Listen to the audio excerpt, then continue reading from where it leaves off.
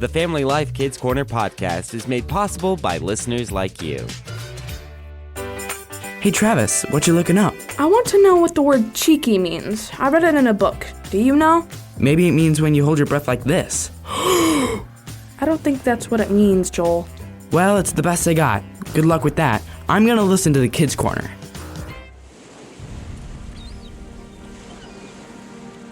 Come on, guys. I see the old twisty tree, just like on the map. Brooke, we've been marching along the coast for hours. Can we just spend our beach vacation enjoying the beach? Are you kidding? We have a map for an actual pirate's treasure. And you want to sit around collecting shells and getting sunburnt? At least I've had some nice shells to show for it. Jasmine's got a point, Brooke. How do you know that's a real pirate's treasure map? For one thing, Reuben, it's super old. For another, it's got all sorts of landmarks that we've been following since early this morning. All morning. And for another, it's got Captain Lionel Graybeard Jacobs' signature right here. That doesn't prove the map is real. No, but this might.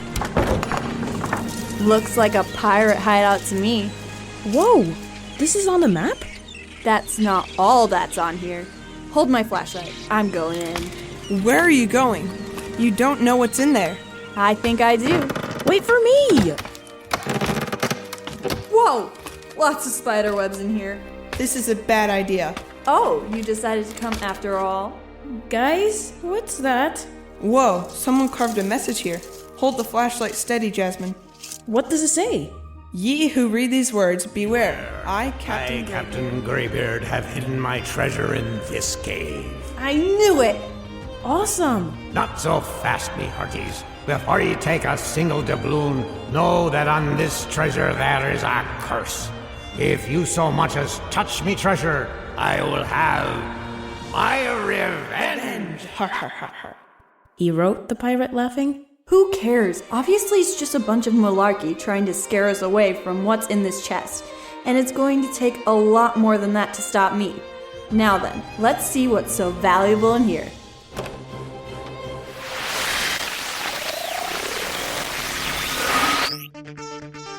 There were two, Reuben.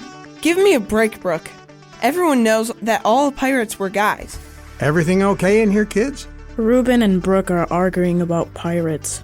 We're having a disagreement. I see. What's the disagreement about? I was just mentioning that my brother and I have been playing a game about pirates, and it's good, but it's not realistic. I see. And what's so unrealistic about this particular game? It has girl pirates in it. Reuben is convinced there weren't girl pirates. And Brooke thinks that there were girl pirates. Who's right, Mr. Jacobs? That's a good question, Jasmine. When we look at the actual history of piracy, the majority of them were men. But there were some very famous women who took to the high seas as some of the most feared pirates of all time. What? Ha! I knew it! Like who? Well, there were Anne Bonny, Mary Read, and who could forget the Lioness of Brittany? Who's that? A pirate queen completely driven by revenge for her husband's death. Like, for real? Oh, yes. The story goes, she sold all she had to buy ships and hire sailors and soldiers to raid, pillage, and destroy the properties of the ones responsible for unjustly putting her husband to death, always leaving only 2 or 3 survivors to tell the tale. You're not making this up, are you? Oh, no, she was real. I doubt I have any books about her specifically, but I'm sure you can find out more about her online. Yeah, I'll do that. Can I help? Sure. And I'll listen to the radio.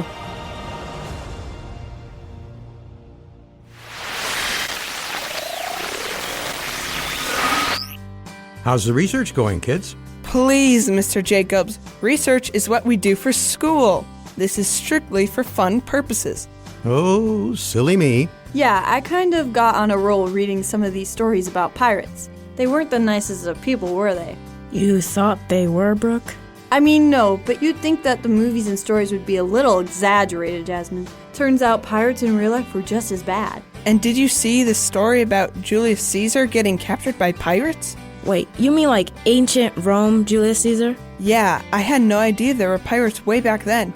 I thought they all had cannons and guns and stuff. There's nothing new under the sun. What happened after he got captured, Reuben? Well, it says here that he told them all when he was released he would come back and see to it that all of them would be executed.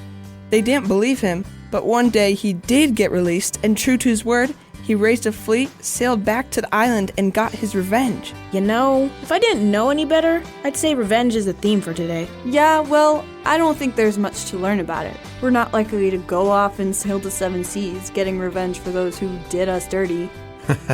Well, I'd hope not. Regardless, getting revenge isn't something reserved for scurvy sea dogs. Anyone can hold resentment in their hearts and want to hurt those who have hurt them. I know I have. There are kids at school that are really mean, and sometimes when they make fun of me, I kind of wish I could think of something really nasty to throw back at them. Not to hurt them too bad, but to get them to know how it feels. That's probably not a great thing to admit, huh? It's always good to admit when you're doing something wrong. According to verses like 1 John 1:9, that's the first step for getting rid of the sin in our lives. But is it really a sin, though? I mean, if you don't get revenge for the bad stuff that people do to you, doesn't that mean they'll keep doing it? How is that fair? Brooke's right. Doesn't God want things to be fair? Maybe. I have a script about it if you're interested. Sounds good to me. Me too. I'll be right back then. So, we just wait for him then? I guess. Radio? I'll start it up.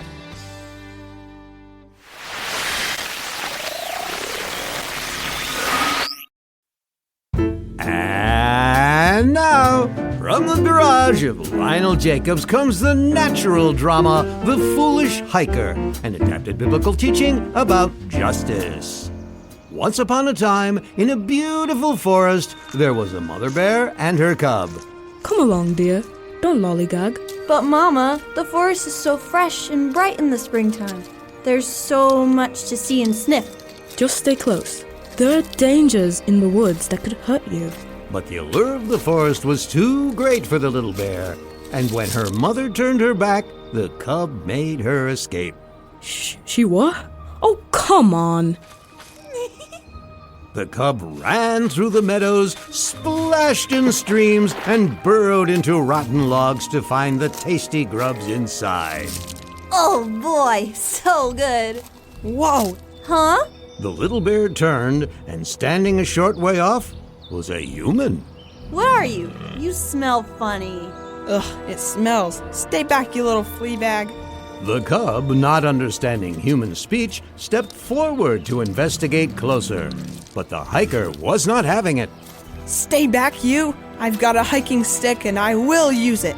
Is that a granola bar I smell? You have food? Can I? Ow! That's right. You want it again? I can hit you with my walking stick all day. Oh, now you've done it. Prepare to be destroyed. Ah! Little cub stood up on her hind legs and charged the hiker, who again hit her across the nose with his stick. Buddy, you are really mean. You think you can hurt me? I'll teach you the meaning of pain. Ah! Okay, you asked for it. Eat bear spray, Teddy. Ah, it burns. Oh, ow! The little bear wanted to get back up and fight back.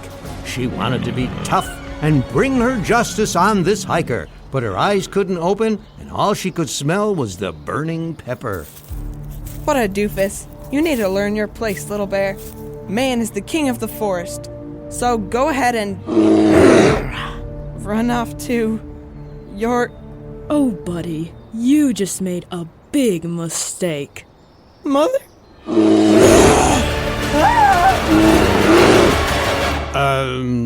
The moral is that when someone hurts us or someone we love, it can be very tempting to try to get back at them. But every time, even though we may hurt the one who hurt us, we are also going to get more hurt ourselves. That's one reason God tells us not to try to make others pay for what they have done to us, because in the end, He is the one who can really make them pay. Kind of like a mother bear avenging her cubs.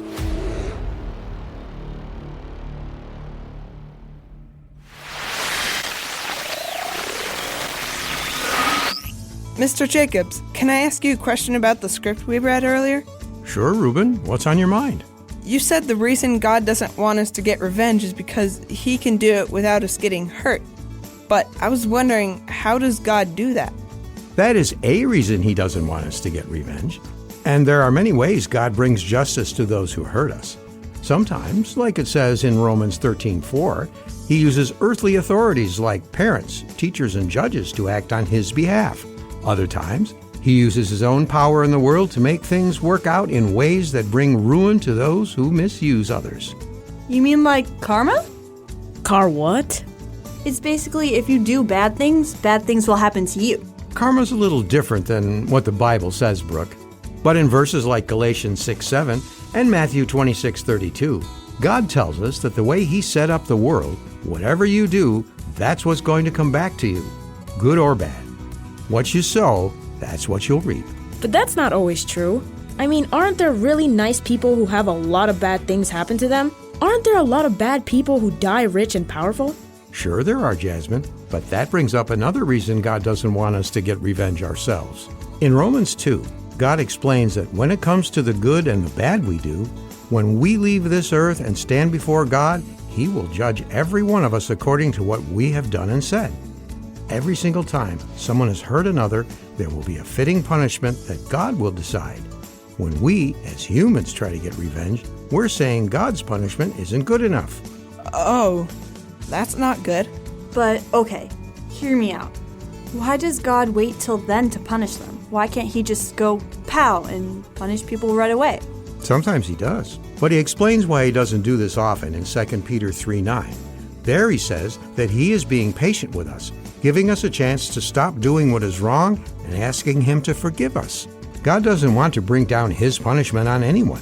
Not you, not me, not the meanest person you could think of. Instead, he offers everyone a chance to stop doing what is wrong and accept the gift of his forgiveness through the gift of his Son. I guess this has a little to do with what we talked about last week. Sometimes we think some people are too bad for God to care about them, but that's not how he sees it. So instead of wanting revenge on those who hurt us, we should want them to be forgiven instead? Sounds about right to me. After all, God does tell us to pray, love, and to do good to those who hurt us. Does the Bible have more to say about this? I'm sure there's a ton more. You want to look? Sure, I'll grab a Bible. So I'm guessing we're done with the radio? Yeah, it's Bible study time. I'll turn it off then.